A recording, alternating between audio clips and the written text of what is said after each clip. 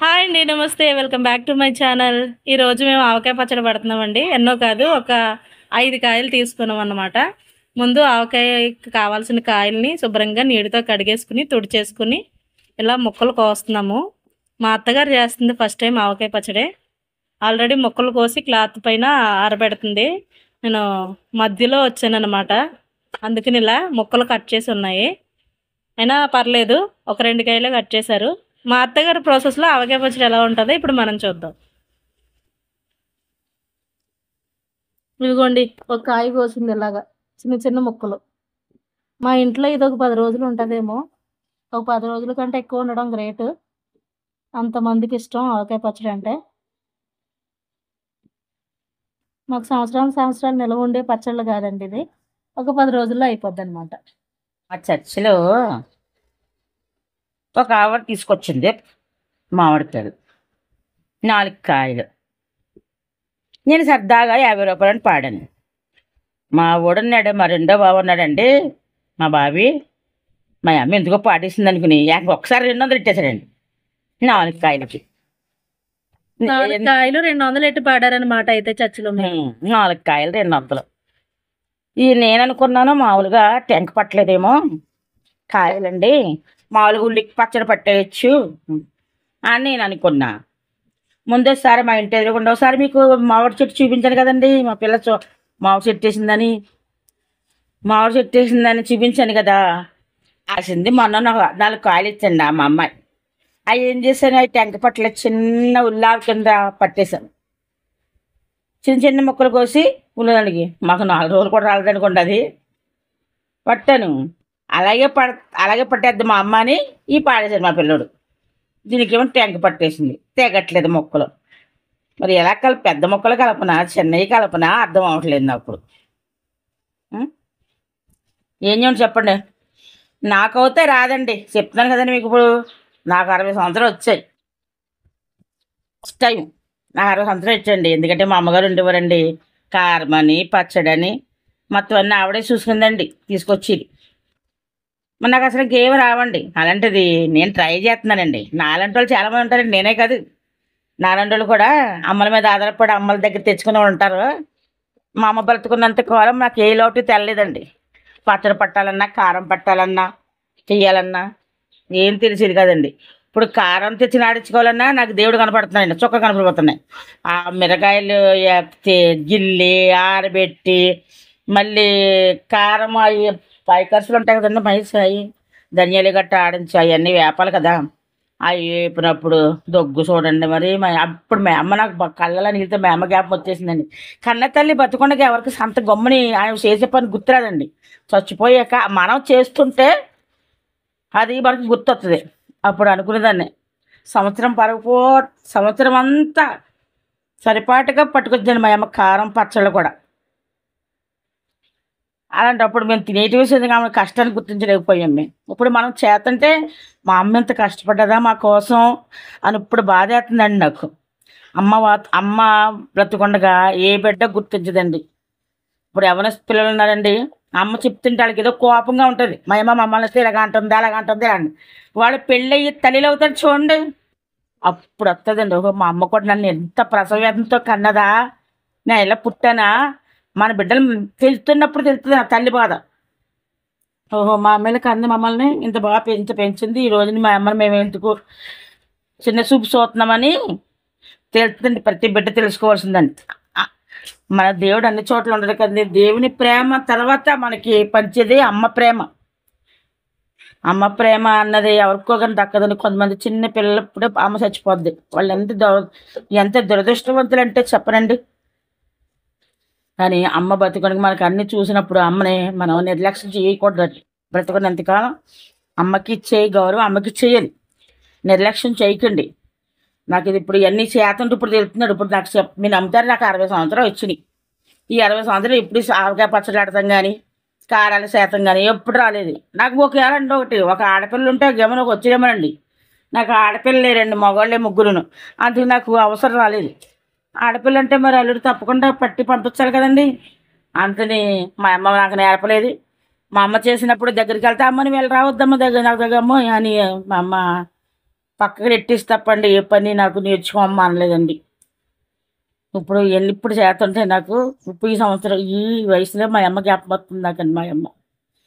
మా అమ్మ ఇంత పని కూడా చేయించేది కదండి అసలే. నేను ఎక్కడ కష్టపడిపోతానో అని, ఎక్కడ బాధపడిపోతానో అని, ఎక్కడికి ఏ పనిలోకి అడుగు పెట్టనిచ్చేది కదండి. ఎక్కడికి కదండి అన్నీ ఆవిడే చూసుకునేది, ఆవిడే చేస్తుంది. అలాంటప్పుడు ఇప్పుడు ఈ పచ్చడి, ఈ కాయలు ఇవన్నీ చేస్తుంటే అమ్మ ప్రేమ గుర్తొస్తుందండి, అమ్మ పనులు గుర్తొస్తున్నాయి. ఇప్పుడు గుర్తొచ్చి చేసుకోండి, అమ్మ చనిపోయింది. అమ్మ చనిపోయిందండి. మా అమ్మ చనిపోయేప్పుడు 4 సంవత్సరాలు అవుతుంది, 5వ సంవత్సరం అండి. ఉంది. అందుకని ఇది మొదలుగా పడుతున్నాను. ఎవరైనా సరే అండి, అమ్మ ఉన్నప్పుడు అమ్మని నిర్లక్ష్యం చేయకండి. అమ్మ చేసే పనికి మీరు మెచ్చుకోండి. అమ్మ నా కోసం ఇంత కష్టపడుతున్నావా ఆ? అని. అమ్మకి ఏమక్కర్లేదు. అమ్మ వృద్ధాప్యం ఉన్నప్పుడు తిన్నావా అమ్మ, ట్యాబ్లెట్లు వేసుకున్నావా అమ్మ, ఒక్క మాట చాలండి. మీరు బంగారం పెట్టక్కర్లేదు అమ్మకి, మీరు ఏ పంచభక్ష పరమాలు పెట్టక్కర్లేదు.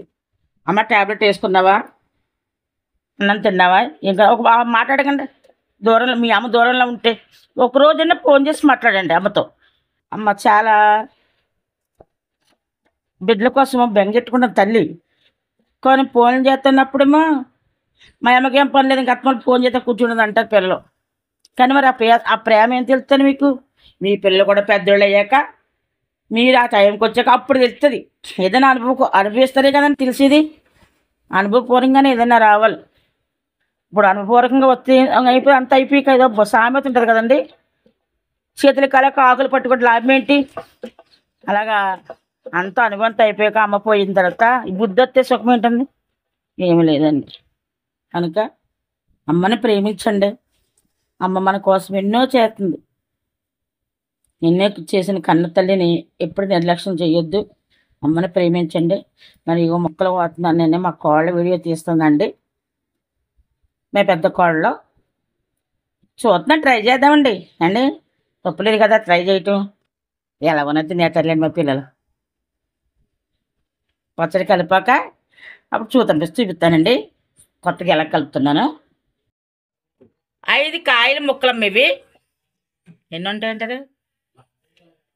కేజీ ముక్కలు అయినాయా? కేజీ ఉంటాయి. కేజీ ముక్కలు అయినాయి అమ్మా.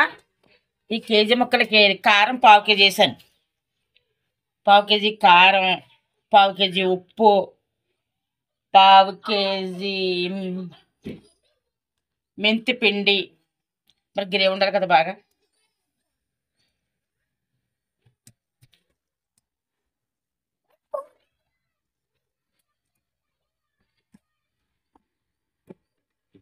ఓకే, మెంతిపిండి.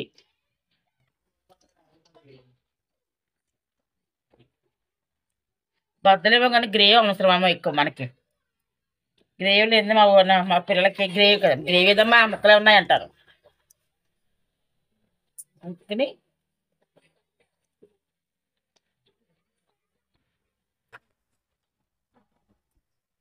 సింపుల్ టేస్ట్ అమ్మా. ఆరోగ్యానికి మంచిది, గుండెకి మంచిది.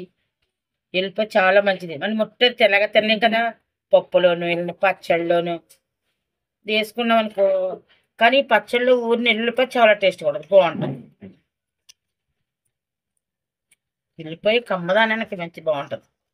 ఎల్లిపాయ కూడా ఆరోగ్యం, అంటే మెడిసిన్. ఇప్పుడు చాలామంది ఇప్పుడు హార్ట్ సంబంధం ఉన్న వాడిని ఎక్కువ ఎల్లిపాయలు తినమంటున్నారు డాక్టర్.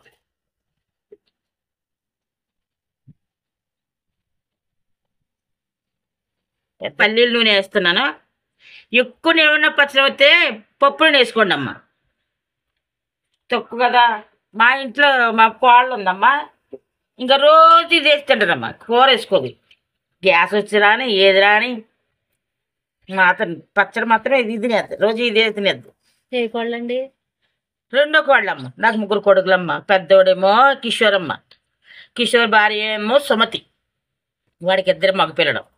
2వ కొడుకేమో కిరణ్, వాడి భార్య పేరేమో శిరీష వందన కుమారి. పెరుగు మాత్రం చాలా పొడుగ్గా ఉంటుంది, మనిషి మాత్రం సన్నగానే ఉంటుంది. ఆడికి కూడా 2 మగపిల్లలే. లాస్ట్ బాబు ఏమో వినోదమ్మ, వాడి భార్య పేరేమో అశ్విని, వాడికి ఒక అమ్మాయి. ఇంతమందిలో మాకు ఒక అమ్మాయి పుట్టిందమ్మాయి. పెద్దోడికి 2 కొడుకులు పుట్టారు, 2వ వాడికి 2 కొడుకులు పుట్టారు. మూడోది మొదటి పాప పుట్టిందమ్మ. ఇదిగా నూనె ప్యాకెట్ అంత పడిపోయింది, వేసేసాను.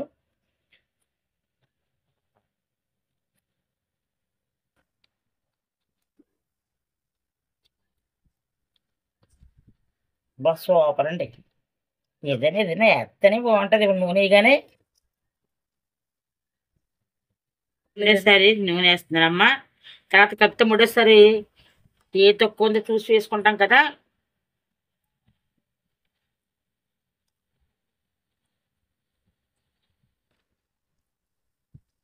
ఐదు కాయలు పచ్చడి ఇలా అయిందన్నమాట. చెరుకు రసం పట్టారత్త. చెరుకు రసం కాయలు అన్నమాట.